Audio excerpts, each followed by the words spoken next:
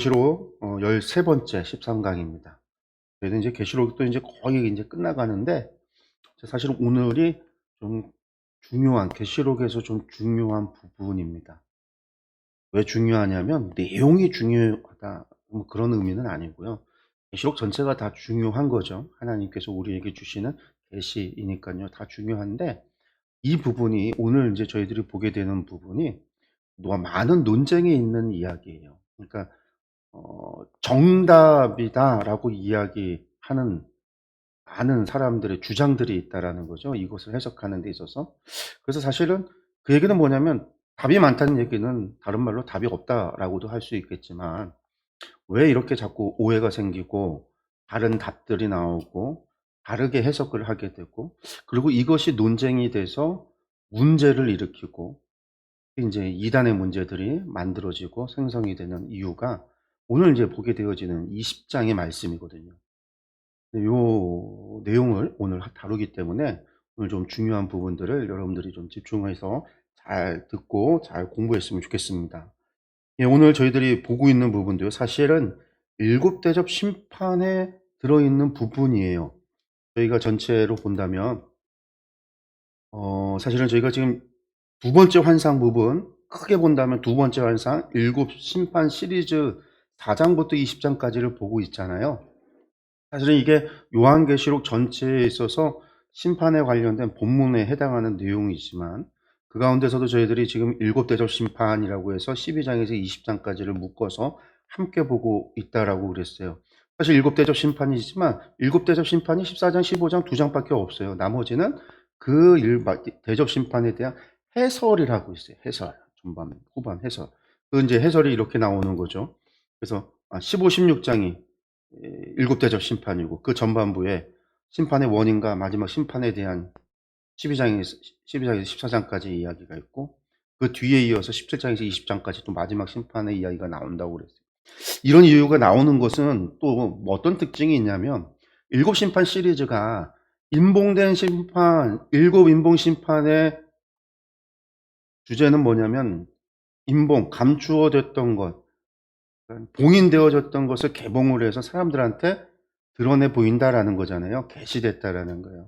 그러니까 일곱 인봉 심판은요, 이미 뜯겨져서 다 펼쳐져서 개봉이 된 거예요. 그래서 이제 요한의 두 번째 소명 사건에서는 아예 뭐라고 표현을 하죠? 펼쳐진 두루마리라고 표현을 하잖아요. 펼쳐진 두루마리라고. 펼쳐진 거예요. 그러니까 지금 이게 뭐 인봉이 나중에 미래에 뜯겨지고 나중에 읽혀지고 그런 게 아니에요. 이미 뜯겨져서 개봉이 돼서 우리가 다 모든 사람들이 알고 있는, 계시록을 읽는 모든 사람들이 알고 있는, 저와 여러분들이 이제 이미 알고 있는 내용이에요. 숨겨진 것도 아니고 뜯겨진 거란 말이죠. 그럼 나팔 심판은 뭐냐면 심판의 시작을 알리는 거죠. 주님의 재림을 알리는 마지막 대환란, 그러니까 마지막 심판을 알리는 게 나팔이에요.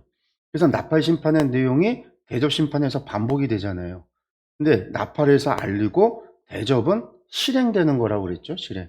그러니까 마지막 심판의 실행이 일곱 대접 심판이에요. 그 마지막 심판의 실행이라고 하는 부분에 있어서 하나님의 심판의 실행을 설명하는 게 전반부 12장에서 14장, 후반부 17장에서 20장에 걸쳐서 포함이 된 거죠. 그래서 사실은 12장에서 20장까지가 일곱 대접 심판이라고 표현되어 있지만 결국은 마지막 심판에 대한 실행, 어떻게 하나님의 마지막 심판이 이루어지는가를 보여주는 거예요. 이것도 두 가지 특징으로 나타나죠. 이중적인 의미로. 어떻게 이중적이냐면 당시 일곱 교회가 속해 있었던 로마 제국의 멸망, 로마 제국의 멸망이 또한 세상의 종말로, 그렇게 이제 이중적인 표현으로 나옵니다. 구약에서 이제 이중적인 것은 늘 예언서들의 표현의 방법이에요. 예루살렘의 멸망. 그렇지만 예루살렘의 멸망이 또한 어떤 거의 멸망이죠? 세상의 멸망으로 표현되어지잖아요. 이중적인 의미가 있단 말이에요. 예, 그런 것들이 이 마지막 일곱 대접 심판 가운데 다 포함이 되어져 있는 부분들입니다. 그리고 이제 저희들이 이것을 이제 교체대칭 구조로 표현을 하면 과거, 현재, 미래, 사도 요한의 시점에서 표현되어지는 게 12장에서 14장까지 이야기고, 19장에서 20장까지는 과거 로마에 대한 이야기하고 미래적인 심판에 대한 이야기라고 했죠. 이것이 어디에서 지금 만나는 거냐면 중심, 대접 심판이라고 하는 것을 중심으로 교차 대칭을 하고 있어요. 그래서 이것의 핵심이 대접 심판인 거죠. 마지막 심판이고 미래적인 사건으로 우리가 읽게 되는 거예요. 이런 것들을 우리가 이제 다 기억을 하시고요. 저희가 지금까지 나눴던 이야기입니다. 그리고 이제 오늘 저희들이 보게 되어지는 게 이제 19장 11절부터. 이거 지난주에 어린 양의 혼인 잔치까지 했잖아요. 19장 1절에서 10절까지 어린 양의 혼인 잔치에 대한 이야기를 했고, 이제 19장 11절부터 20장 15절까지 이게 예수 그리스도의 재림과 최후 심판인데, 요게 이제 계시록에 있어서 어쩌면 가장 논쟁적인 부분이에요. 물론 이제 앞에 짐승의 표라고 하는 666, 그리고 또 뭐가 있어요? 14만 4천, 7장에 나오는 14만 4천, 요게 이제 또 논쟁이죠. 14만 4천이 논쟁이고, 짐승의 표가 또 논쟁이고, 그리고 이제 이 19장에서 20장 나오는, 여기에 나오는 천년왕국이라고 하는 내용이 논쟁. 그래서 계시록에 이제 가장 큰 논쟁이 14만 4천, 짐승의 표 666, 천년왕국. 뭐 저희가 이미 이야기했어요. 14만 4천이 뭐다? 그리고 짐승의 표 666이 뭐다? 잘못 알고 있고 오해하고 있었던 부분들을 다 설명드렸고, 천년왕국만 얘기를 하면 되는데, 우리가 이제 말씀을 요 19장 11절에서 20장 15절까지를 보는데, 요 부분을요 조금 구분을 하면 이렇게 구분이 돼요. 5가지 이야기로. 19장 11절에서 21절까지가 백마탄자의 전쟁이 나오고요. 20장으로 넘어가서 20장 1절에서 3절이 무저갱의 용에 대한 이야기가 나오고, 20장 4절에서 6절이 천년 왕국과 첫째 부활이에요. 사실은 천년 왕국이라는 개념은, 단어는 성경에 나오진 않아요. 천년 동안 왕 노릇하리라. 이게 개역 개정 성경이고, 우리가 이제 천년 동안 다스릴 것이다 라고 하는 표현이 있기 때문에, 요 천년 동안 다스린다라는 표현을 가져다가 우리가 천년 왕국이라고 부르는 건데, 이 천년 왕국과 첫째 부활이라고 하는 게 20장 4절과 6절에 나오고요. 그 다음에 다시 20장 7절에서 10절에 곡과 마곡의 전쟁이 또 나옵니다. 전쟁이 있고 또 전쟁이 나와요. 그리고 나서 이제 백보자 심판이에요. 이게 20장 11절에서 15절이 마지막 심판, 최후 심판이에요. 이게 이제 백보자 심판이라고 불리우는 건데, 요게 이제 5가지 이야기들을 보니까, 이제 요게 해석하는 데 있어서 사람들이 헷갈려 하기도 하고, 어떻게 해석을 하느냐에 따라서 차이가 나오게 됩니다. 근데 여기 말씀을 보면은요, 우리가 요렇게 이제 구분을 할 수가 있어요. 앞에 보면 무저갱의 용과 천년왕국과 첫째 부활, 20장 1절 3절 20장 4절 6절은요 서로 연결이 되어져 있어요. 무엇으로 연결이 되냐면 천년이라고 하는 것으로 연결이 돼 있어요. 연결이. 용이 무저갱에 갇혀서 천년 동안 갇혀 있다가 잠시 노임을 받게 될 것이다. 그런 표현이 나오고, 그리스도의 복음으로 말미암아 순교했던 이들이 그 천년 동안 그리스도와 함께 왕노릇하리라, 다스릴 것이다 라고 하는 표현이 있어서, 요 20장 1절 3절 4절 6절의 이야기는요 묶여져 있어요. 그러면서 여기는요 심판, 앞뒤에 나오는 심판의 이야기하고 전쟁의 이야기하고는 좀 비껴나가 있다라는 거예요. 비껴서 나가 있다, 다른 이야기다라는 거죠. 다른 관점이다. 그 다음에 백마탄자의 전쟁이 나오는데, 20장 7절에서 10절에 전쟁이 또 나온단 말이에요. 전쟁. 그러면 백마탄자의 전쟁이 있고 곡가마곡의 전쟁이 있고 전쟁에 또 다른 전쟁이 있는 것인가? 우리가 6번째 대접이 부어졌을 때 16장에서 무슨 일이 벌어지죠? 그리스도와 하나님과 전쟁하기 위해서 이 땅의 짐승들이 세상의 모든 왕들을 불러 모아서 전쟁을 준비하잖아요. 그리고 그 전쟁이 어디에서 준비를 해서 전쟁이 벌어지냐면 아마겟돈이라고 불리는 곳에서 벌어지죠. 그래서 이제 우리가 그것을 아마겟돈 전쟁이라고 불러요. 전쟁이 아마겟돈 전쟁도 있고 백마탄자의 전쟁도 있고 또 곡과 마곡의 전쟁도 있고, 아니 도대체 전쟁이 최후의 전쟁이라고 얘기해놓고 마지막 전쟁이라고 얘기해놓고 전쟁이 왜 이렇게 많아? 이 전쟁이 도대체 무엇이냐라는 거죠. 그리고 나서 또 백보자 심판이 있어요. 사실 이 백마탄자의 전쟁에서 다 죽어요. 바다에서 올라온 짐승, 땅에서 올라온 짐승, 거짓 선지자, 그리고 왕들, 백성들 다 죽어서 불못에 다 집어넣어 버려요. 끝났어야 돼요. 그런데 백보자 심판에서 다시 한번 불못에 다 놓는다라는 거예요. 도대체 불못에 들어갔다 나왔다 또 들어갔다 이러는 건지, 왜 이렇게 여러 번에 걸쳐서 나오는가? 우리가 요것을 이 19장 11절에서 20장 15절에서 살펴봐야 되는 이야기들인 거죠. 우리 것들을 좀 차근차근 한번 보도록 하겠습니다. 우리가 먼저 무엇에 대해서 봐야 되는가?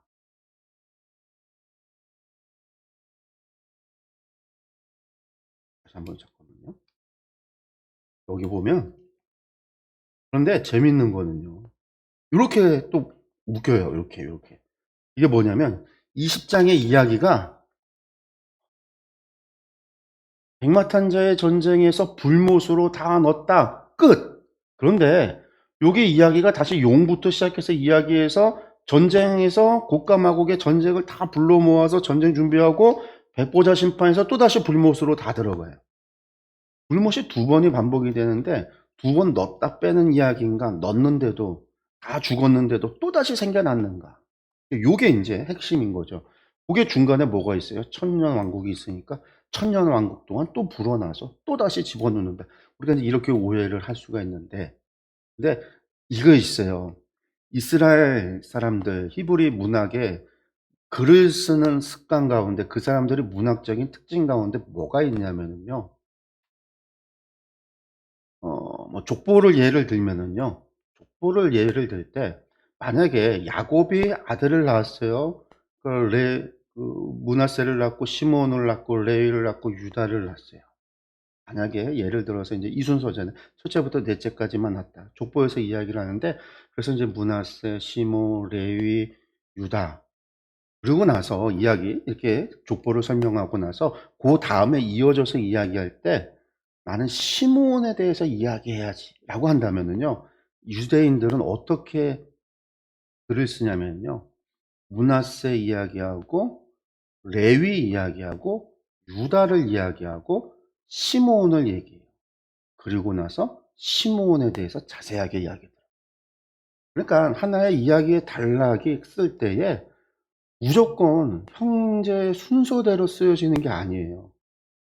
뒤에 이야기에 중요한 걸 자세히 이야기하는 내용이 있으면은요, 여기 순서에 상관없이 그 사람을 맨 마지막에 두는 거예요. 맨 마지막에 두어서 뒷이야기하고 자연스럽게 연결이 되도록 하는 게 이스라엘 사람들의 히브리 문학적인 특징이에요. 그게 역대기를 보면 여러분들이 자세히 나타나요. 그래서 역대기를 보면은요, 형제들, 족보를, 계보를 이야기할 때 결코 순서대로 이야기하지 않아요. 뒤에 이야기할 사람들, 연결되어지는 사람을 언제나 마지막에 둬서 다음 이야기와 다음 내러티브와 자연스럽게 연결이 될 수 있도록, 그래서 사람들의 이야기가 뒷이야기로 자연스럽게 초점이 맞춰질 수 있도록 위치시키는 거예요. 여기 보면은요, 용에 대한 이야기가 나와요. 용에 대한 이야기가. 요 앞에서 19장 11절에서 21절까지의 이야기 우리가 뒤에서 보겠지만 용에 대한 심판 이야기가 하나도 안 나와요. 사실은 용이 제일 중요하잖아요. 용이 바다에서 올라온 짐승에게 권세를 줬고, 거짓 선지자, 이 땅에서 올라온 짐승들에게 권세를 줬단 말이에요. 바다에서 올라온 짐승이나 땅에서 올라온 짐승은 중요하지 않아요. 정말 중요한 건 용이란 말이에요. 근데 용에 대한 얘기가 없어. 왜 없지? 왜냐하면 뒤에서 중요한 걸 얘기하려고 순서적으로 빼놓은 거예요. 그게 이스라엘 히브리의 문학적인 특징이란 말이에요. 그래서 20장의 이야기가 용부터 시작돼서 뒤에 나오는 이야기는 전혀 백마탄자의 전쟁 하고 나서 전쟁이 여러 번에 걸쳐서 계속 있어지는 게 아니라, 20장 1절부터 시작해서 15절까지 이야기는 묶어서 같이 봐야 되는구나. 묶어서 용과 관련돼서 자세하게 다시 한번 설명해야 하는 거구나. 우리가 그렇게 이해를 하고 말씀을 봐야 돼요. 이게 첫 번째 중요한 포인트입니다. 그래서 계시록을 읽을 때, 이게 반복이 아니라, 아니, 이게 순차적으로 또 있고 또 있고 또 있는 사건이 아니라, 지금 이제 마지막에 용에 대한 이야기를 하려고 20장에서 용부터 시작해서 다시 이야기를 꺼내는구나 라는 것을 기억을 하셔야 된다라는 겁니다. 그럼 이제 말씀 들어가서 보도록 할게요. 정말 이제 제가 얘기한 것대로 되어져 있는가 봅니다. 19장 11절에서 21절까지 백마탄자의 전쟁이 나오고 있습니다. 또 내가 하늘에 열린 것을 보니, 하늘이 열렸어요. 여러분들, 하늘 열린 건 언제 열렸습니까? 7번째 나팔이 불렸을 때 하늘 문이 열렸단 말이에요. 하늘의 보좌가 열리고 어린 양, 그 보좌에 앉으신 어린 양을 봤단 말이에요. 마지막 나팔이 불릴 때. 나팔이 불려서 모든 시작, 마지막 심판의 시작, 심판의 시작이라는 건 재림의 시작이에요. 주님의 재림. 그래서 볼린 거예요. 아니, 열린 거죠. 그래서 주님을 그 성막과 하나님의 성전과 보좌를 다 봤단 말이죠. 지금 그 이야기예요. 11절에 내가 하늘을 열린 것을 보니, 보라! 그러면서 여기서 뭐가 나오냐면, 백마 그것을 탄 자가 있으니 그 이름은 충신과 진실이라, 그가 공의로 심판하며 싸우더라. 이 사람이 누구냐면 백마를 탄 사람이래요. 누굴까 이 사람이.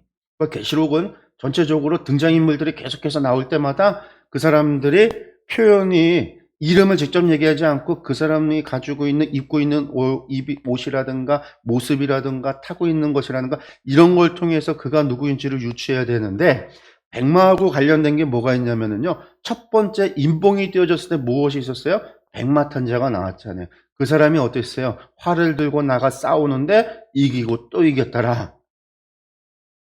그래서 이광복 목사 같은 경우는 이 백마탄자가 누구냐? 이 첫 번째 인봉이 띄어졌을 때 그 백마탄자 이렇게 해석을 해요. 그래서 싸워서 이기고 또 이기는 자가 누구냐? 적그리스도다. 뭐 이렇게 해석을 하기도 해요. 어떤 사람은요. 근데 그렇게가 아니에요. 계시록 잘 보세요. 이름이 충신과 진실이에요. 진실. 진실이라고 하는 진리라는 거. 오직 누구에게만 통용될까요? 내가 길이요 진리요 생명이니 예수님. 공의로 심판하며 싸우는 분. 근데 중요한 거는요, 계시록에서 표현되고 있는 표현이 나와요. 그 눈은 불꽃 같고 그 머리에는 많은 관들이 있고 또 이름 쓴 것 하나가 있으니 자기밖에 아는 자가 없다라고 얘기하는데, 그 눈이 불꽃 같다라는 거예요. 우리가 1장에서 예수님의 모습이 분명하게 나왔죠. 어떻게요? 그 눈은요 불꽃 같다. 그래서 흰 옷을 입으신 분의 눈이 불꽃 같다라고 하면 이분이 누구다? 예수님이다. 제가 1장 설명할 때 얘기 드렸어요. 발에 끌리는 긴 옷을 가슴에 금띠를 띠고 있는 분이 계시면 누군가? 예수님이다. 머리털이 양털 같다. 백발이다. 그러면 누구냐? 예수님이다. 얼굴이 해처럼 빛난다. 그럼 예수님이다. 입에서 양날의 검이 나온다. 그럼 예수님이다. 제가 이제 1장 얘기할 때 설명했죠. 계시록을 볼 때 요한이 처음에 봤던 예수님의 모습의 환상의 모습은 계속해서 그 부분이 예수님으로서 전체가 다 안 나오더라도 일부분이 이야기할더라도 그분이 예수님이구나라고 하는 것을 우리에게 안내해주는 휴게소라고요.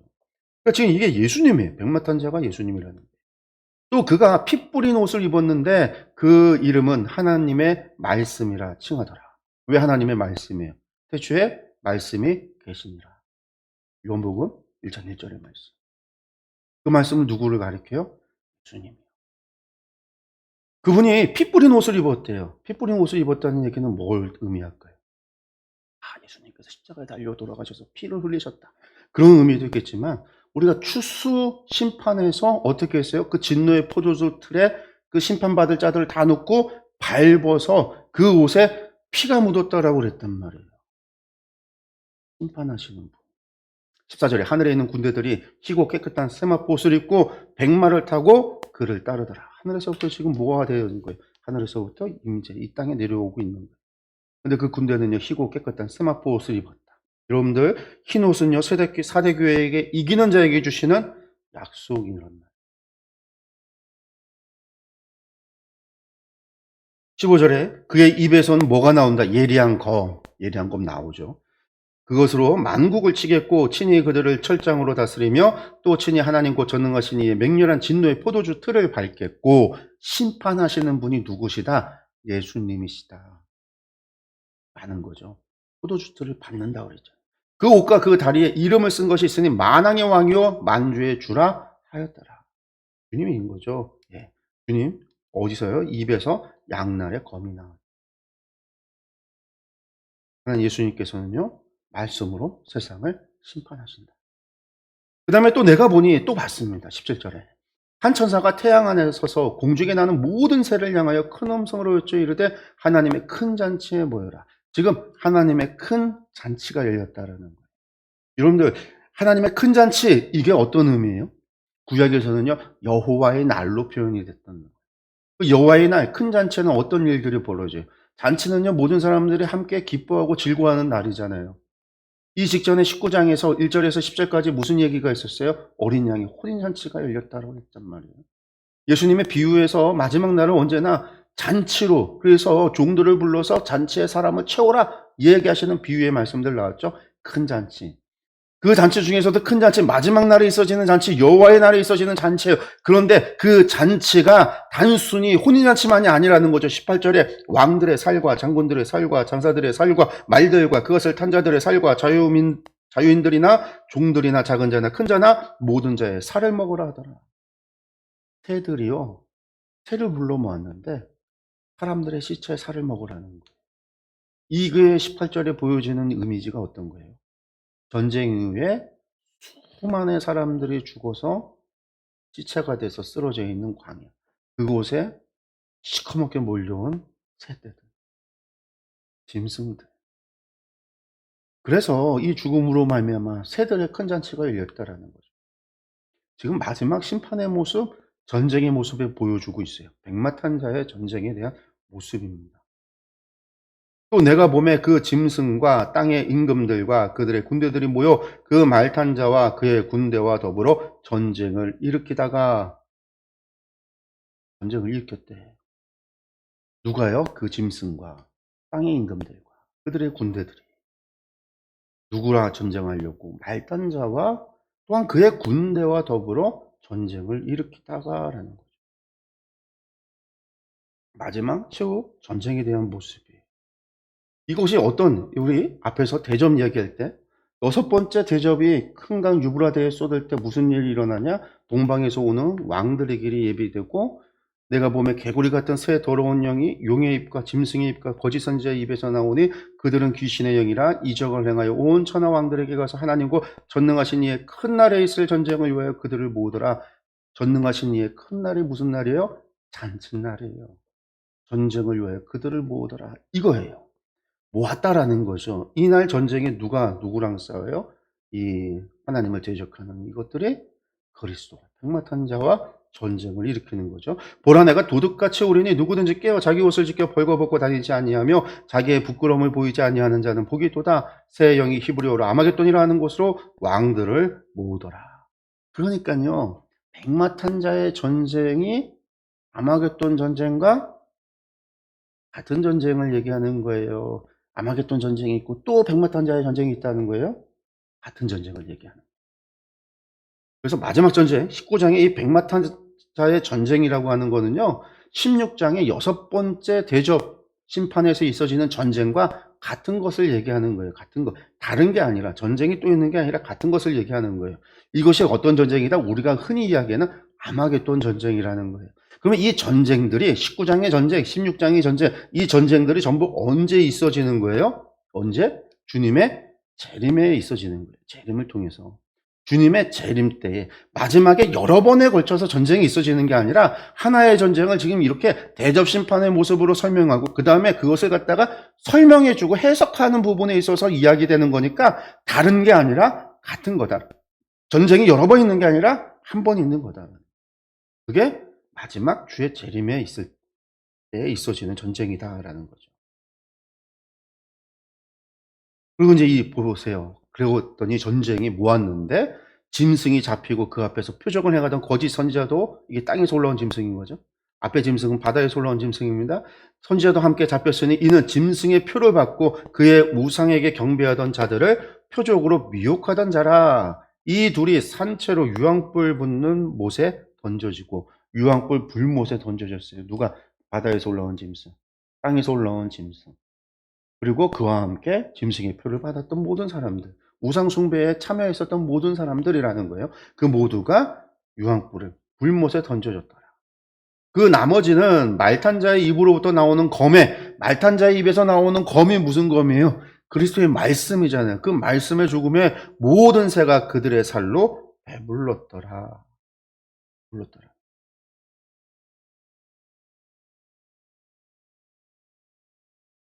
아까 새들을 모았잖아요. 여호와 하나님의 큰 잔치에 모여라. 그래서 왕들의 살과 장군들의 살과 장사들의 살과 큰 자의 살과 작은 자의 살과 모든 자들의 살 먹어라. 배불렀더라. 배불리더라. 이렇게 된다라는 거죠. 끝난다. 그래서 이게 백마탄자의 전쟁으로 끝이 나는 거예요. 여러분들 그래서요.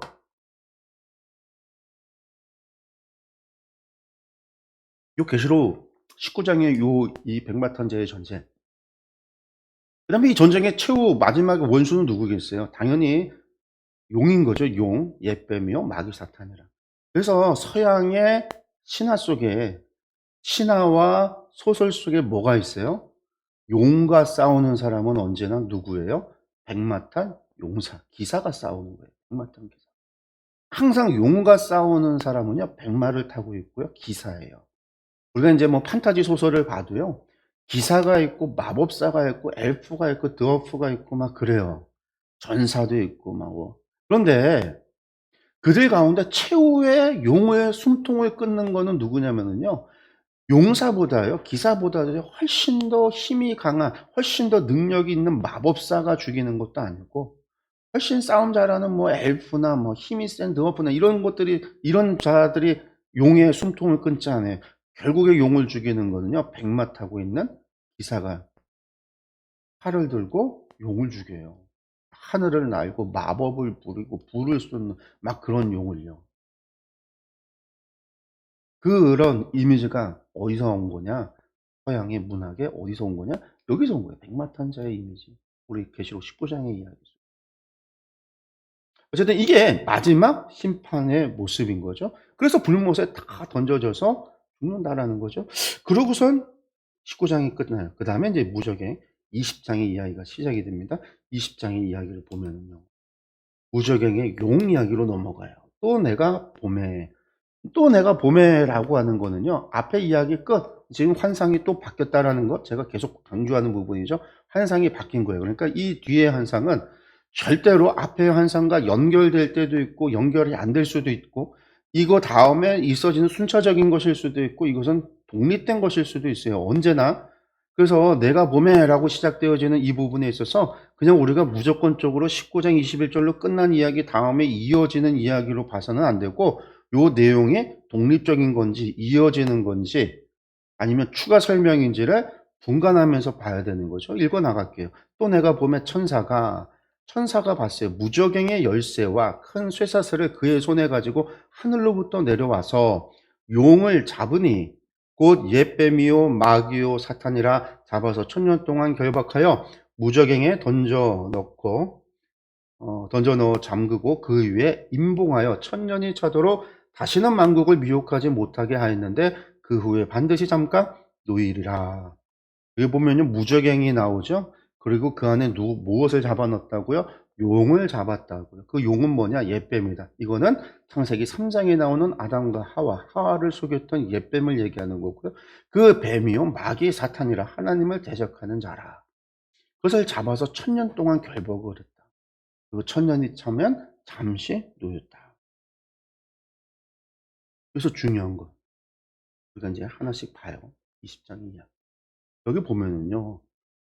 마치 19장에서 이어지는 이야기를 우리가 보면 백마탄 자가 와서 뭐 했어요? 짐승, 바다에서 올라온 짐승, 거짓 선지자, 땅에서 올라온 짐승, 그와 함께 전쟁을 벌였던 모든 왕들, 모든 사람들을 다 잡아서 어떻게 했어요? 불못에 다 던졌어요. 나머지는 그의 입에서 나오는 검으로 다 죽였어요. 그래서 새들이 나와서 다 배불리 먹었어요. 끝났어요. 뭐만 남았어요? 용 남았어요. 그런데 이 용은요, 백마탄 자가 손 쓴 게 아니라 다른 천사가 내려와서 용을 잡아서 결박해서 넣어놓고 1000년 동안 가둬놨다. 이렇게 읽혀지는 거죠. 이렇게 읽혀져요. 근데 우리가 계시록에 다른 부분이 없고 19장, 20장만 있으면 그렇게 읽을 수 있어요. 근데 계시록에는요. 다른 이야기가 있다라는 거죠. 어떤 게 있냐. 이 무저갱에 관해서 계시록에서 어떤 이야기가 지금 우리가 보아왔었는지를 볼게요.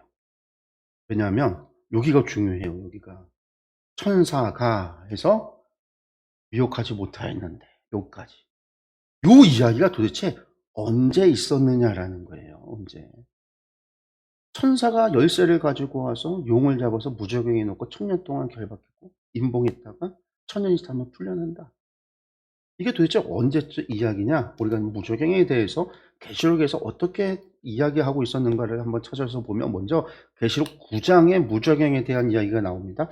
여러분들 계시록 9장은 뭐예요? 5번째 나팔 심판이에요. 나팔 심판. 5번째 나팔이 불 때, 그래서 5째 천사가 나팔을 불며 내가 보니 하늘에서 땅에 떨어진 별 하나가 있는데 하늘에서 땅에 떨어진 별 하나가 있는데 별이라고 하는 건 천사를 얘기한다고 했어요. 별, 천사가 하나가 하늘에서 내려온 거예요. 떨어졌다 내려왔다. 근데 그 천사가 무저갱의 열쇠를 받았더라. 무저갱의 열쇠를 받았대요. 5번째 천사가 나팔을 불 때. 그가 무저갱을 열으니 그 구멍에서 큰 화덕의 연기 같은 연기가 올라오며 해와 공기와 그 구멍의 연기로 말미암아 어두워지며, 우리가 잠시 노임을 받게 된다고 그랬는데 언제 노임을 받는다는 거예요? 5번째 나팔 불 때 천사가 무적행의 열쇠 받아서 연다라는 거예요. 그리고 그들에게 9장 11절에 가면요, 그들에게 왕이 있으니 무적행의 사자라. 히브리어로 그 이름이 아바도니오, 헬라어는 그 이름이 아볼로니오, 아바도니오, 아볼로니오. 이게 뭐예요? 전부 다 무적행의 사자라, 파괴자라, 멸망을 행하는 자라, 뭐 파괴, 그런 뜻이었어요.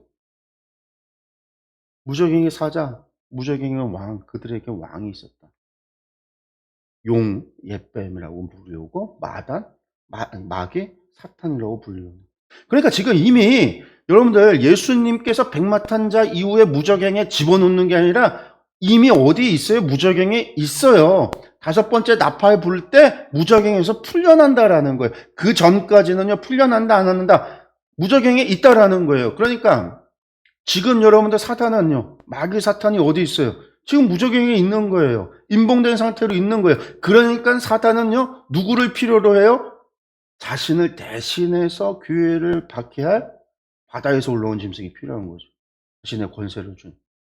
땅에서 올라온 짐승이 필요한 거예요. 세상 사람들을 유혹하고 미혹하여 우상 숭배에 빠지게 하고 사단을 섬기게 하는, 하나님을 버리고 외면케 하고 신앙을 버리게 만든. 또 나옵니다. 계시록 11장에 보니까 또 나와요. 11장. 이거는요, 11장은요, 무슨 이야기예요? 두 증인의 사역에 대한 이야기가 11장의 이야기예요. 두 증인은 뭐라고 그랬죠? 여호와 성 앞에 있는 두 감람나무라. 주의 성령으로 말미암아 하나님의 일을 행하는 교회를 얘기했어요. 교회를. 근데 그 교회가, 그들이라는 게 교회예요. 그 증언을 마칠 때 무적행으로부터 올라오는 짐승이 그들과 더불어 전쟁을 일으키려 그들을 이기고 그들을 죽일 터인즉. 여기서 중요한 거죠. 두 증인의 사이에서 두 증인이 교회라고 그랬잖아요. 근데 그들이 증언을 마칠 때 무적행으로부터 올라온다라는 거예요, 여러분들. 그러면 교회의 증언이 마칠 때가 언제예요? 주의 재림 때인 거죠. 주님 재림 때까지, 마지막까지 어떻게 한다고 그랬어요? 교회는요, 복음을 전해야 된다고요. 그럼 무적행에서 올라온 짐승은 언제 올라온다라는 거예요? 주님의 재림 때에 올라온다라는 거죠.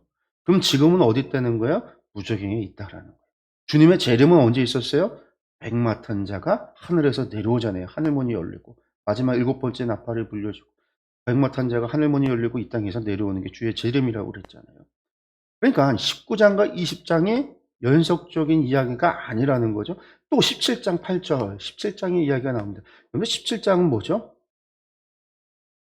음녀와 두 짐승의 심판에 대한 이야기였어요. 로마에 대한 심판 이야기였어요. 로마.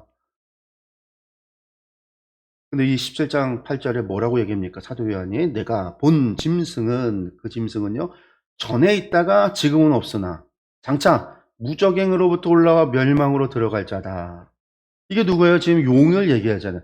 전에는 있었어요. 그러나 지금은 없어요. 지금은 왜 없어요? 무적행에 있으니까. 그러나 장차 무적행에서 올라올 자라. 그러니까 지금 무적행에 있는 거예요. 그러니까 무적행에 백마탄자가 내려오고 난 다음에 19장 이후에 20장의 이야기가 돼서 그 이후에 마귀 사탄을 집어넣고 1000년 동안 가다 놓는 이야기가 아니라 마귀 사탄은요, 지금 이미 무적행에 갇혀 있고 임봉돼 있는 거예요. 주님의 마지막 재림 때에 갔을 때 풀려나서 잠시 잠깐 노임을 받았다가 하나님의 심판 가운데, 불못의 영원한 형벌 가운데 처하게 되는 게 사단, 용의 운명인 거죠.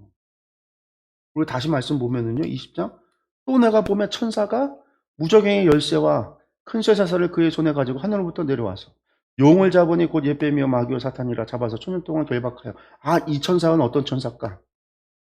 그리고 5번째 나팔 불 때 천사하고는 달라요. 그건 하늘에서 떨어진 별이 열쇠를 가지고 푸는 곳. 이 천사는요, 무적행을 여는 천사가 아니라 무적행에 봉인하는 천사란 말이에요. 이 봉인 언제 동안? 이 용을 잡으니 곧 옛뱀이요 마귀요 사탄이라 1000년 동안 결박됐다. 도대체 언제적 얘기냐? 우리가 좀 나눠서 볼게요. 1절과 2절에 내가 보면 천사가 결박했다. 1000년 동안 결박했다라는 거. 언제 이야기냐, 여러분들? 계시록 12장 7절 9절 여자의 후손이 하늘에 올라간 때 이때예요. 보세요. 하늘에 전쟁이 있으니 미가엘과 그의 사자들이 용과 더불어 싸울세 용과 그의 사자들도 싸우나 이기지 못하여 다시 하늘에서 그들이 있을 곳을 얻지 못한지라. 큰 용이 내쫓기니 옛뱀 곧 마귀라고도 하고 사탄이라고도 하며 온 천하를 깨는 자라. 그가 땅으로 내쫓기니 그의 사자들도 그와 함께 내쫓기니라. 이게 언제적이에요? 여자의 후손이 하늘로 올라갔을 때였어요. 그게 뭐죠? 예수님의 승천 때. 십자가의 죽으심과 부활 이후의 승천.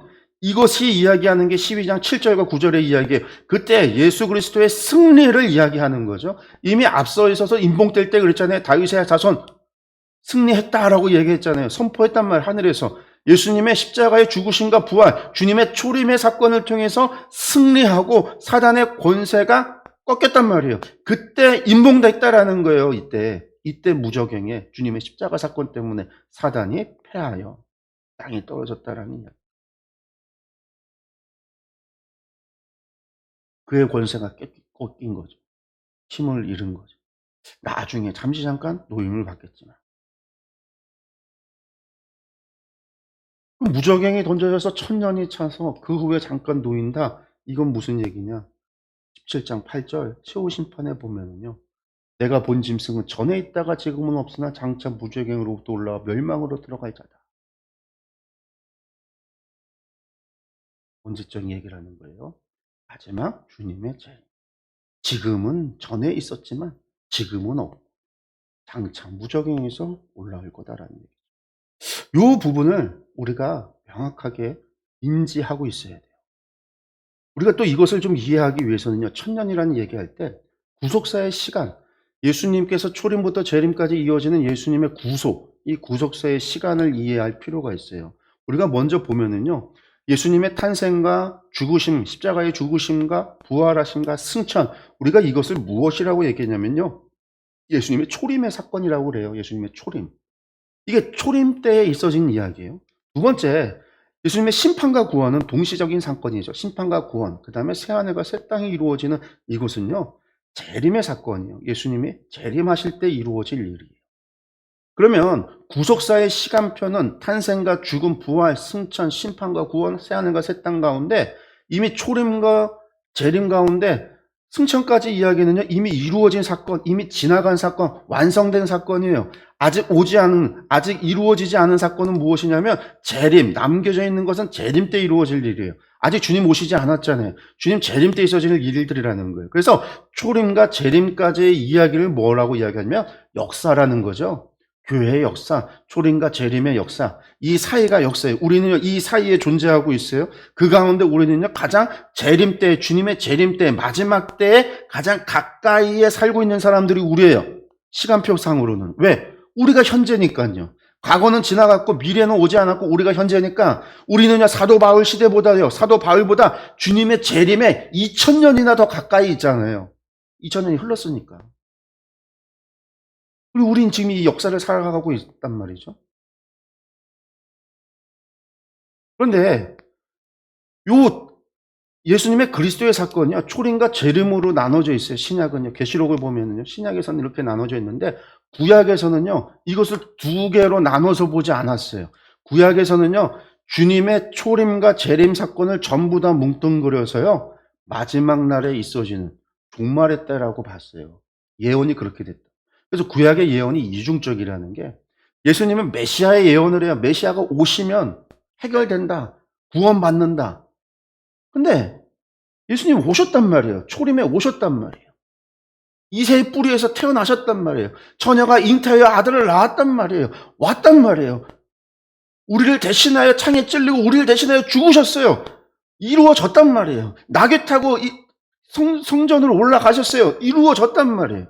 그런데 구약에서는요. 그때 다 된다라는 거죠. 그날이 여호와의 날이라는 거. 그런데 됐냐? 안 됐잖아요. 왜? 초림에서 이루어졌지만 재림에서. 그래서 구약에서 예언은요. 언제나 이중적인 거, 초림과 재림을 뭉뚱그려서 얘기를 했기 때문에 그 말씀이 이중적이라 우리가 볼 때는요. 이게 초림에 대한 사건이고 이게 재림에 대한 이야기구나. 구분할 수 있어야 되는 거죠. 이 구약은 다 뭉뚱그려 놔. 그런데 이제 우리가 구속사의 시간 속에서 초림과 재림이라고 그랬죠. 그러면 초림에서 재림까지의 시간을 갖다가 계시록에서 어떻게 표현을 하고 있냐면요. 이것들이에요. 여러분들 두 증인이 예언을 사역한다고 했어요. 언제 동안? 1260일 동안. 근데 1260일이라고 했지만 이 두 증인의 예언 사역은요. 주님의 초림 사건 이후부터 주님의 재림 때까지 이루어질 일이지. 그럼 이 날이 1260일밖에 안 되냐? 아니죠. 지금 벌써 2020년이잖아요. 2022년이잖아요. 넘어서도 한참 넘어섰죠? 그렇기 때문에 1260일이라고 하는 단어가 이 날이 단순히 그 날, 실제 날이 아니라고 얘기했어요. 그럼 이 날은 언제냐? 두 증인의 예언 사역은 주님이 가셨던 그 길을 따라서 주님과 같이 순교당하고 마지막까지 그 증인 사역을 해야 되는 것은 언제냐? 초림부터 재림까지라는 거예요. 성경 밖에 이방인들에게 짓밟히는 기간이 42달이라고 했어요. 1260일, 날로 계산하면 1260일이고 달로 계산하면 42달이었어요. 언제 동안? 초림부터 재림까지예요.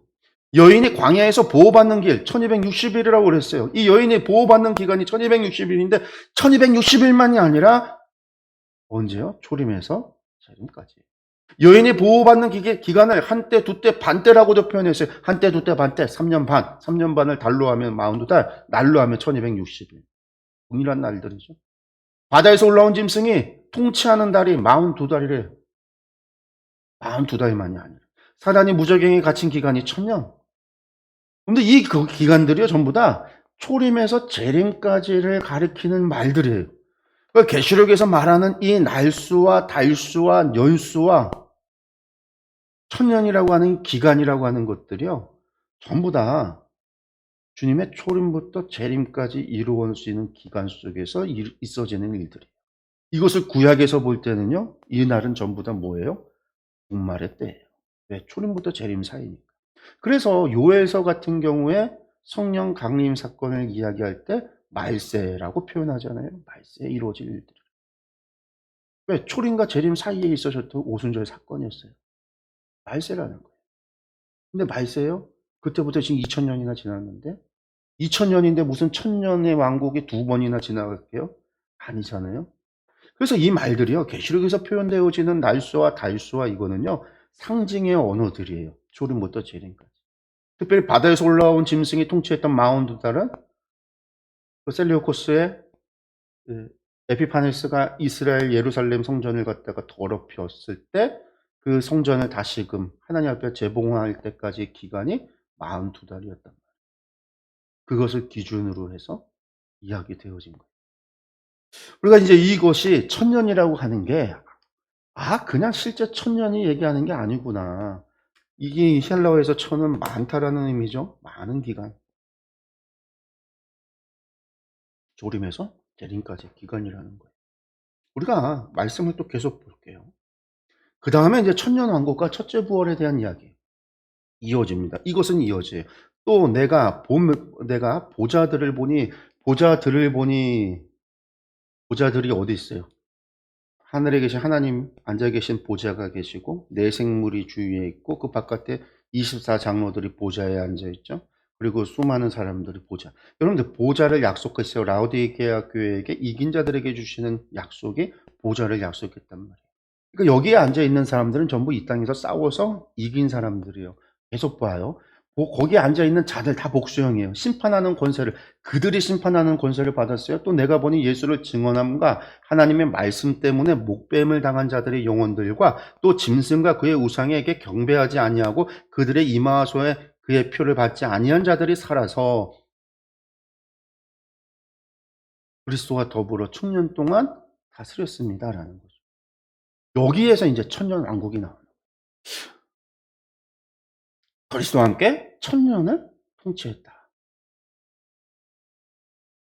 그러니까 요 천년이 앞에서 무적행에 갇혀있는 그 천년 기간과 동일하게 보여지고 읽혀지는 거죠. 그래서 이제 우리가 다들 사람들이 자꾸만 이것을 가리켜서 천년왕국 동안 다스린다라고 생각한 거예요. 근데 이 사람들이 전부 다 누구예요? 보좌에 심판하는 권세 받은 사람들.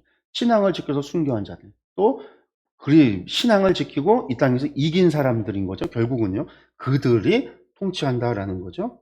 그 나머지 죽은 자들은요. 천년이 차기까지 살지 못하더라. 이는 첫째 부활이라. 첫째 부활이라. 이게 뭐죠? 살지 못하더라라는 얘기는요. 그 나머지는요. 이기지 못하고 신앙을 못 지킨 사람들은요. 살지 못하는 거예요. 그런데 신앙을 지킨 사람들은요, 산다라는 거죠. 1000년 동안 산다. 이것이 첫째 부활이라는 거예요. 그래서 첫째 부활은 뭐고 두 번째 부활은 또 무엇이냐. 이게 질문을 던지게 되어지는데 또 6절 말씀. 아니, 공동 번역으로 보면 이것은 첫째 부활입니다. 그 나머지 죽은 자들은 천년이 끝나기까지 살아나지 못할 겁니다. 이게 첫째 부활이라는 거예요. 그러니까 천년이 지나야 첫째 부활. 천년이 끝날 때까지는 살아나지 못한다라는 얘기죠. 그 뒤에 다시 이제 부활이 있다라는 거예요.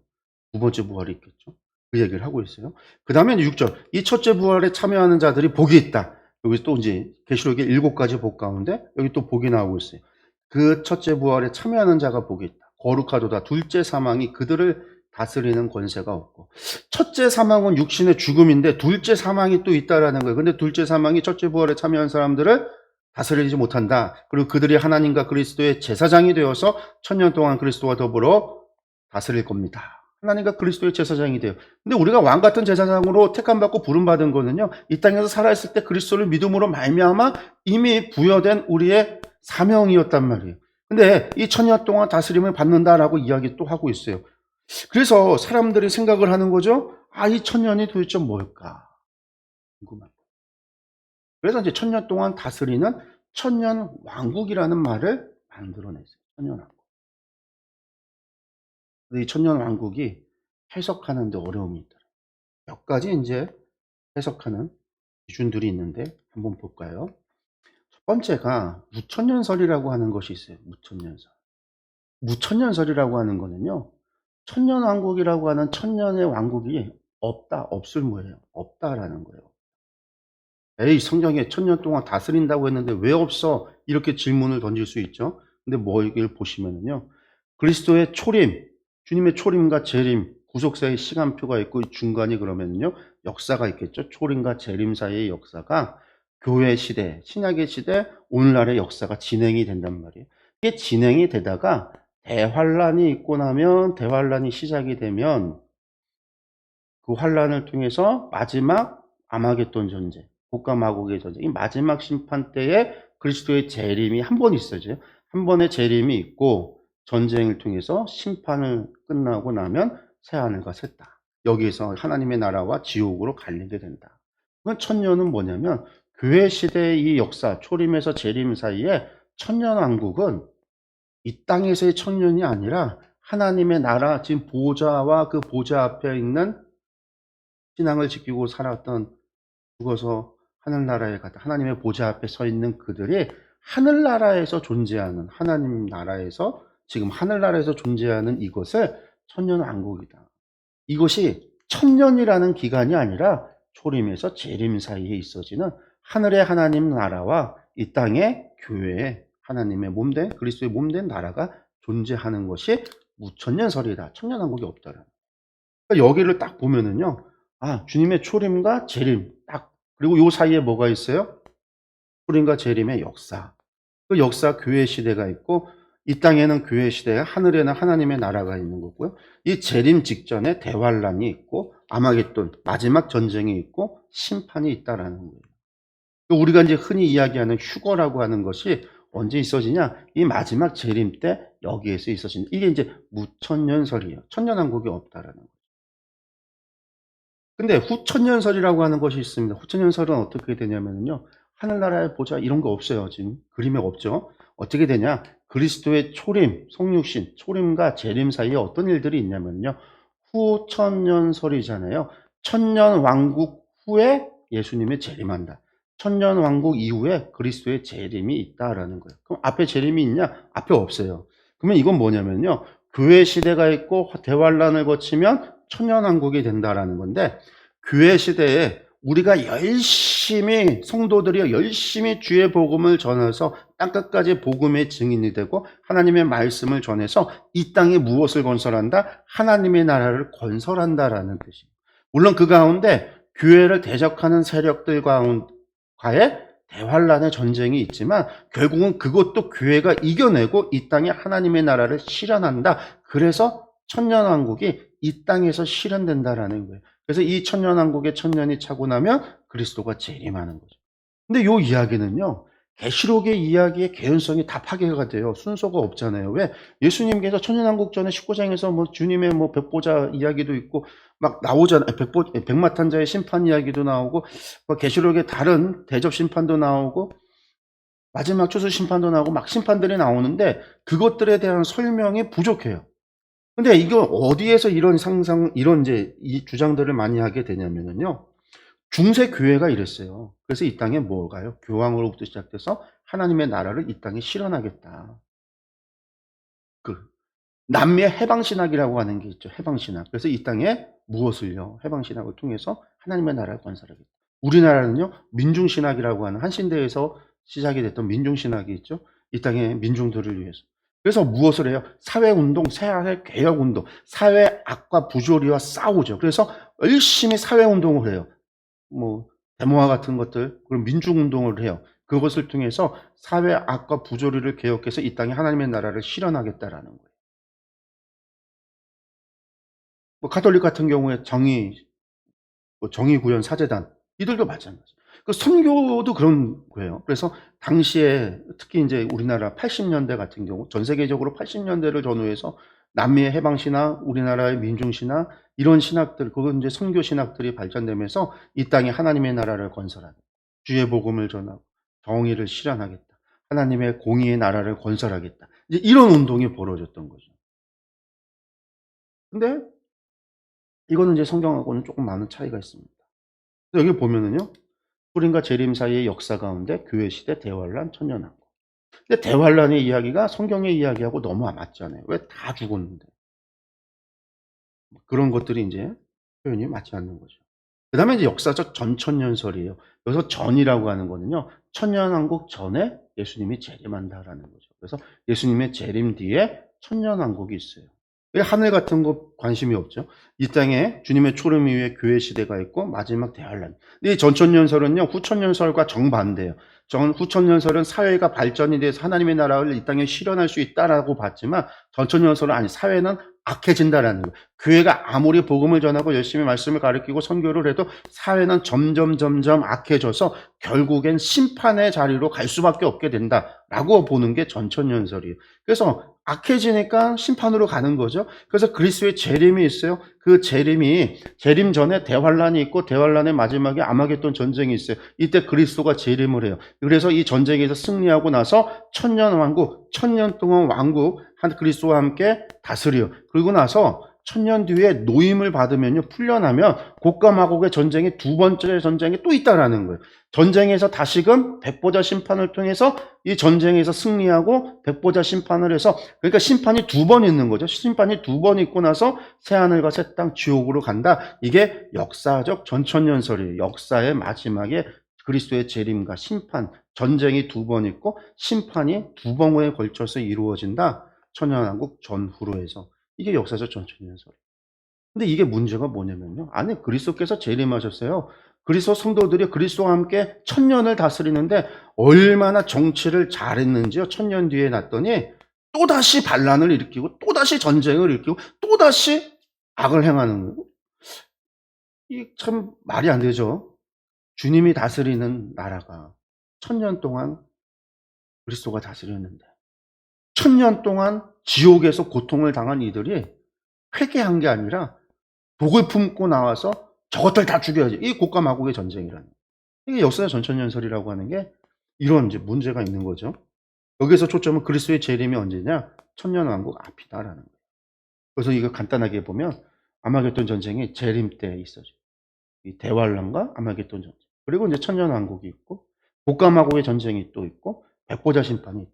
그러니까 이게 뭐냐면 5장 이 15장에서 16장까지 대심판, 대접 심판이 있죠. 17장에서 음녀와 두짐승 심판이 있죠. 18장에서 큰 성 바벨론 심판이 있죠. 19장에서 뭐 했어요? 백마탄자의 심판이 있죠. 이게 재림이에요. 그러니까 15, 16, 17, 18장까지 있고 그 다음에 천년왕국 20장 이야기가 있는 거예요.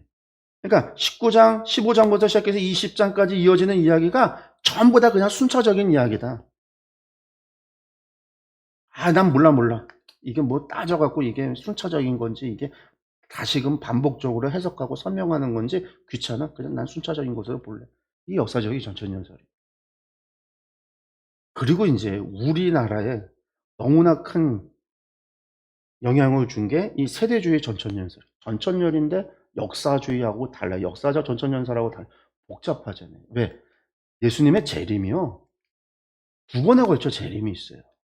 아마겟돈 전쟁의 재림이 아니라 그리스도가 공중 재림 한 번 하고 이 땅의 재림이 두 번을 해요. 이 대환란을 전후로 해서.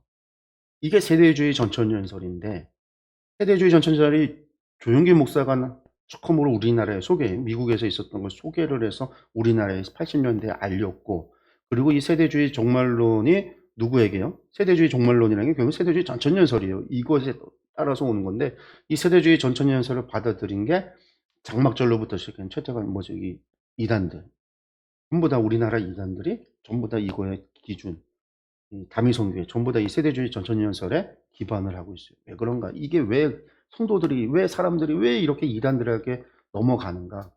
왜 조용기 목사의 이가 소개했던 이 세대주의 전천년설을 왜 이렇게 사람들이 환호하고 좋아했는가? 그게 잘못된 거라고 그렇게 수없이 얘기해도 지금도 여전히 왜 이걸 좋아하는가? 다른 게 아니에요. 이것 때문에 그래요. 성도의 휴거라고 하는 이 부분 때문에. 이게 뭐냐면은요. 재밌죠. 주님의 초림이 있었어요. 그리고 하나님께서 이스라엘과 함께 하셨고, 그 다음에 교회와 함께 일하시죠. 언제까지요? 역사적 전천설과 똑같아요. 시대는 계속해서 악화돼요. 그래서 대환란, 하나님의 심판이 오는데, 중요한 건 환란 직전에 성도들이 전부 다 휴거한다라는 거예요. 그리스도의 휴거가 필요한 이유는요. 그리스도의 재림이 공중에서 한번 이루어지는 공중 재림이 있기 때문에. 이거 만들어 놓은 거예요. 이게 어디에서 있어지는 거냐? 계시록 4장의 이야기. 제가 4장 할 때도 얘기했지만 거기에서 올라오라 할 때 그 올라간 게 성도들이 올라갔다는 거예요. 근데 거기 사도 요한을 불러서 환상 보여주려고 불러고 하는 거지 성도들 데려가는 게 아닌데 그걸 휴거라는 거예요. 이게 휴거라는 거예요. 그래서 사실 휴거라는 말은요. 이걸 얘기하는 거예요. 여기를 얘기하는 거예요. 아까 앞에서도 잠시 주님의 재림 때 휴거, 이 무천설 때 제가 잠깐 얘기를 했지만 사실 그거 휴거가 아니에요. 이게 우리나라에 소개된 휴거는요, 이게 휴거예요. 우리나라에 번역이 된 모든 책들, 라콘자의 책들이 다 휴거가 이거에 대한 휴거예요. 왜 이게 성도의 휴거가 중요하냐? 여기에서 4장에서 휴거가 돼서 올라갔고요. 보좌가는 게 아니라 그리스도의 재림이요. 하나님의 나라에서 공중에 재림을 해요. 그래서 여기서 만나면요. 여기서부터 그리스도와 성도 간에 공중에 혼인잔치, 쿵짝쿵짝하는 잔치가 벌어져요. 언제까지? 대환란이 끝나는 때까지 잔치가 벌어져요. 그럼 여기에는요. 대환란은 누가 겪어요? 성도들은요. 대환란을 겪지 않아요. 전부 다 휴거돼서 올라가니까 대환란을 겪지 않는 거예요. 누구만이 대환란을 겪어요? 하나님 안 믿는 사람들, 벌받아 죽을 사람들, 죽을 놈들만 한마디로 대환란 겪어요. 그러니까 환란을 겪기 전에 성도가 휴거받는다라고 하는 이 사실, 환란을 피할 수 있다라고 하는 것, 이게 복음이 된 거예요. 우리나라 사람들이 이거에 미치는 거예요. 환란이 오기 전에 다 하늘로 올라갈 수 있다라는 거예요. 환란을 피할 수 있다. 고난을 피할 수 있다. 박해를 피할 수 있다. 전쟁을 피할 수 있다. 왜? 여러분들 4장 이후에 인봉부터 시작해서 7인봉 신방 시리즈를 보면 얼마나 무서워요. 하늘에서 막 별이 떨어지고 해가 떨어지고 막 바다가 뻘겋게 되고 물이 뻘겋게 되고 막 지진이 나고 막 전쟁이 일어나고 고통당하고 막 이런 이야기들이 있잖아요. 이 모든 것을 피할 수 있는 방법, 비결을 가르쳐 줄게. 성도들이 여기서 휴거가 돼. 도리어 여기서 사람들이 다 죽어나갈 때 모든 성도들은 하늘에서 쿵짝쿵짝 잔치하고 즐거워하고 하나님과 함께하는 거예요. 얼마나 좋아요. 이거 어떻게 할까? 여러분들 이거 참여하기 위해서는요. 지금 빨리 헌금 갖다 바치. 이상 갖다 바치. 조건들을 다는 거죠. 이게 성도의 휴거라는 거예요. 우리나라에서 휴거라고 하면 이게 휴거예요. 그래서 제가 수없이 설교 때 이야기하면서 휴거가 없습니다. 휴거 없습니다라고 이야기하는 게 이런 휴거가 없다라는 거예요. 이런 휴거가. 근데 이게 어쨌든 세대주의 전천년설이 좋은 게 성도들이 여기서 다 올라가서 하늘에서 쿵짝거리고 있고 여기선 다 죽어나가요. 그런데 아니 두 증인들 있잖아요. 두 증인은 뭐예요? 14만 4천은 뭐예요? 그래서 뭐라고 얘기했냐면 원래 세대주의 정말 이 전천년설에서는요. 14만 4천들 유대인들을 얘기하는 거예요. 거기 유대인이라고 그랬잖아요. 12지파 얘기했잖아요. 나머지 사람들은 다 하늘나라에 올라가 있잖아요. 아무도 셀 수 없는 큰 무리가 하늘의 보좌 앞에서 찬양하고 예배하고 막 잔치 벌이고 있잖아요. 그럼 14만 4천 명은 누구냐? 유대인이니까 유대인들이야. 두 증인들 유대인들이야. 두 증인이 나타나서 유대인들에게 복음을 전할 거예요. 그래서 복음을 전해서 어떻게 해요? 마지막 14장에 가니까 14만, 예수님이 시온산에 서 있고 14만 4천들이 하나님을, 예수님이 찬양하는 이야기가 나오잖아요. 추수심판 직전에 그 이야기가 나오잖아요. 그때 14만 4천이 이 대환란을 통해서 유대인들은 대환란에 고통당해야 돼. 예수님 죽였으니까. 저것들은 고통당해도 돼. 그런데 고통당하는 그들 가운데 14만 4천 명은 구원받을 거야. 두 증인이 사역을 해서. 그래서 두 증인은 교회가 아니에요. 유대인들에게 복음을 전하는 두 증인이 있고, 대환란 기간에, 이 대환란 기간에 유대인들 14만 4천이 올라가는, 구원을 받는 거예요. 근데 이때 이제 아마겟돈 전쟁에 그리스도의 지상강림이 있어요. 백보자 신, 백마탄자의 심판. 그래서 여기서 승리를 하고 나면 천년왕국이 시작이 돼요. 다시 곡가마곡의 전쟁이 풀려나서 전쟁이 있고 나면 백보자 심판이. 이 뒤는 똑같아요. 아니 얼마나 정치를 잘하고 통치를 잘하셨는지 여기서 또 반란이 일어난다는 거예요. 말이 안 되는 얘기. 이것도 말이 안 돼. 사장의 이야기는 사도 요한이 올라간 거지 성도가 올라간 게 아니에요. 전혀 엉뚱한 얘기. 하나님의 말씀하고 전혀 다른 거죠. 어떻게 해요? 마지막 끝날까지 대환란과 고통이 있어도 그리스도의 교회, 하나님의 백성들은요, 하나님의 성도들은요, 마지막까지 주의 복음을 전하는 게 하나님께서 원하시고 바라시는 뜻이에요. 주님 믿어서 환란과 고통이 사라지는 거 아니란 말이에요. 너희가 내 잔을 마실 수 있느냐라고 우리에게 물으시지, 이 잔을 마시지 않고 피해갈 길을 너희에게 알려주겠다라고 이야기하시는 분이 아니에요. 왜? 주님의 가신 그 길을 우리가 가야 되기 때문에, 주님이 지셨던 십자가를 우리가 져야 되기 때문에, 예수님께서 우리에게 니들 안 져도 돼. 니들은 큰 길로 가면 돼. 니들은 잔을 마시지 않아도 돼. 순교의 잔 필요 없어. 고난과 밖에 필요 없어. 너희들 나만 믿으면 언제나 성공해서 이 땅에서 잘 살고 환난과 고통 다 피하고 저 하늘나라에서 떵떵거리며 살 거야. 예수님 한 번도, 단 한 번도 그렇게 말씀한 적 없어요.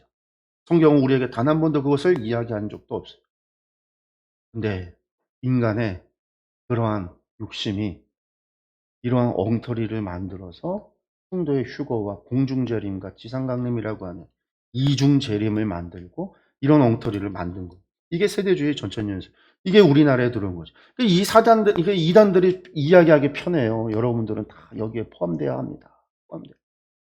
그러면 신천지는 이 14만 4천이 유대인들이 아니라 이제 그리스도인이다. 이런 게 바꾼 거죠. 이거에 기초해서 바꾼 거예요. 그런데 다 모든 것은 휴거. 그래서 이게 중요한 거예요. 언제 올라갈 것이냐. 그래서 때가 중요하죠. 때가 중요한데 날짜 계산할 방법이 없잖아요. 그래서 세대주의가 나오는 거예요. 세대주의가 돼야 날짜를 계산할 수 있어요. 한 세대 한 세대를 얼마로 볼 거냐. 그래서 예수님부터 어느 세대까지를 계산할 거냐. 그래서 세대주의라는 거예요. 끊어서 400년 단위로 끊어서, 그래서 세대주의. 그래서 세대주의라는 게 없으면, 세대로 끊는다라고 하는 개념이 없으면 날짜가 나올 수가 없어요. 날짜는. 그러니까 세대를 끊는 거예요. 자신들이 마음대로. 그래서 조영기 목사는 1989년인가요? 그때 공중재림이 있고 휴거가 있을 거라고 얘기했고, 다미성교회는 1994년이었나요? 그때 재림이 있을 거라고 얘기했고, 몇 년 전에도 한번 있었어요. 또 그런 일들이 있어요. 또 그런 것들이 전부 다 세대주의라고 하는 곳에서 나오는 거예요. 여기 보면 재림 앞에 휴거, 훨씬 대환란 앞에 휴거가 있고, 재림 뒤에 천년왕국이. 재림도 사실은 여기 이제 두 번에 걸쳐 있는 거죠. 두 번에 걸쳐 있는 거. 그러면 세대주의는 엉터리다. 왜 이런 이야기가 왜 이렇게 생각을 하냐면요. 구속사의 시간을, 이거를 잘 바르게 이해를 못하기 때문에 그래요. 이 일을.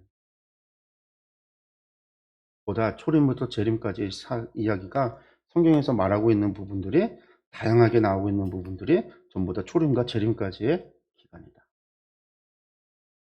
날로 표현되고, 달로 표현되고, 년으로 표현되어지고, 천년으로도 표현되고, 3년 반으로도 표현되고, 한때도 때 반때로도 표현되고, 42달로도 표현되고, 1260일로도 표현되고. 그렇지만 그 날들이 전부 다 실제 그 날이 아니라 많은 날들, 기간이 있다라고 하는 거죠. 그리고 이제 또 하나, 이제 중요한 부분이 이 부분이에요. 아까 우리가 읽었던 부분에서 첫째 사망, 둘째 부활이 있었잖아요. 그러니까 이렇게 되는 계시록에서 보여주는 게 신자들, 인침받은 자, 불신자, 짐승의 표를 받은 자가 있겠죠. 이 사람들이 전부 다 죽어요. 첫째 사망입니다. 첫째 사망. 아무도 누구도 피할 수 없어요. 모든 사람은 죽는데 이 죽음은요. 육체적인 죽음을 말해요. 죽어요. 그런데 다 똑같진 않아요. 죽음 이후에. 신자, 인침받은 자, 신자들은 어떻게 되냐? 모두가 첫째 부활을 통해서 어디에 있다라는 거예요? 아브라함의 품에 있다라는 거예요. 낙원에 있다라는 거예요. 구약에서는요. 이스라엘 사람들이 전부 다 조상의 품으로 돌아간다고 봤죠. 그래서 왕들이 죽으면 조상의 품으로 돌아간다. 이게 구원받았다라고 생각을 했어요. 그래서 이제 그 조상이 누구예요? 아브라함. 그래서 아브라함의 품이라고 했고 그 아브라함의 품을 낙원이라고 했고 성경에서 계시록에서 보면 그게 보좌에 앉으신 어린 양, 그 보좌에 앉아 계신 주님께로 가는 게 부활이라는 거예요. 이게 첫째 부활이라는 거예요. 죽음 이후에 모두가 이 첫째 부활을 통해서 하나님 보좌 앞으로 나아가는 게 신자들이. 이게 낙원이고 이게 천년 왕국이에요. 그리고 나머지 사람들은요 부활을 못 겪어요. 부활하지 못하는 그들은 전부 어디에 있냐면 음부에, 스올이라고, 구약의 스올이라고 했고 음부라고 하는 곳에 전부 다 가는 거예요. 누가? 불신자들이요. 그 다음에 둘째 부활이 있어요. 이 뒤에 이어지는 이야기인데 둘째 부활이 있어요. 그 둘째 부활은 뭐냐면요. 첫째 부활을 통했던 사람들이냐 지금 음부에서 있는 사람들이냐 전부 다가 육체적인 부활을 통해서 부활하는 거예요. 모두가 모든 사람이 부활한다라는 거예요. 이 부활한 사람들이요. 백보자 심판을 통해서 심판을 받는 거예요. 심판의 자리에 부활하는 거예요. 심판의 자리에. 그래서 그 심판에서 신자 인천받는 사람들은 새하늘과 새 땅, 새 예루살렘으로 나아가는 거고요. 이때의 불신자들은요, 결국에 불못으로 가는 거예요. 그래서 이 불못에 들어간 것이 둘째 사망이라는 거예요. 둘째 사망. 그러니까 천년왕국은 어디에 있어요? 첫째 부활에 통과한 사람들이 있는 거예요. 첫째 부활한 사람들이 천년 동안 다스리는 거예요. 그래서 이게 천년. 어디서요? 낙원에서요. 어디서요? 보좌 앞에서. 어디서요? 하나님의 나라. 그래서 지상에는요, 그리스도의 몸된 교회가 있고, 하늘에는요, 하나님의 나라가 있죠. 그래서 이제 어거스틴이 두 왕국이라고 하는 책을 썼었죠. 하나님의 나라와 이 땅의 교회가. 그러니까 천년왕국이라고 하는 것은요, 주님의 초림과 재림 사이에서 하나님의 나라, 또 천국에서 있어지는 그것이 천년왕국이라는 거예요. 숫자상의 천년이 아니라 이미 2000년이 지나고 넘어가는데 이미 이제 2000년, 12,000년이 지나고 이제 3000년을 향해서 나아가고 있는 시기에 1000년이라고 하는 숫자가 아니라 소림부터 재림까지의 기간이다라는 거 기억을 해요. 그래서 우리가 그 다음에 이제 20장 이 4절 6절 뒤에 나오는 게 7절에서 10절에 곡과 마곡의 전쟁 이야기들이 나오는데 이 백마탄자의 전쟁이 다시 반복되는 게 아니라 이것과 이것이 같은 거예요.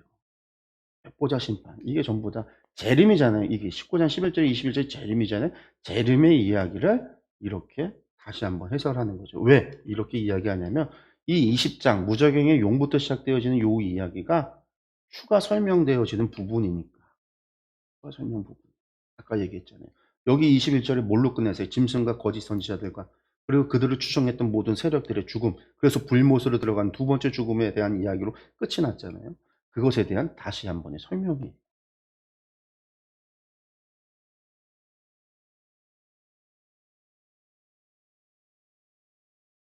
시간이 조금 13분 정도가 넘어갔는데 어,